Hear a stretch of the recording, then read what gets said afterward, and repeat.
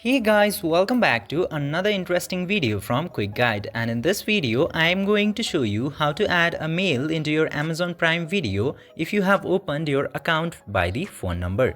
So without any further ado, let's dive right into this exciting video.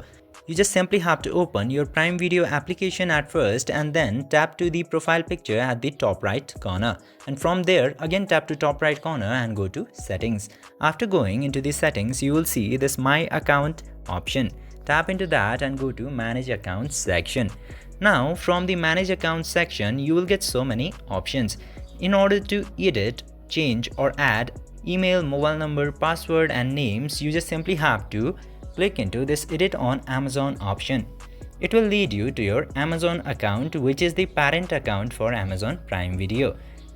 If you change your email address or add the email address into your Amazon, it will automatically be added into your Amazon Prime Video. Just simply tap into this edit on Amazon option and change it from there. For more reference, you can watch our old videos, which is on how to add email address on your parent Amazon account.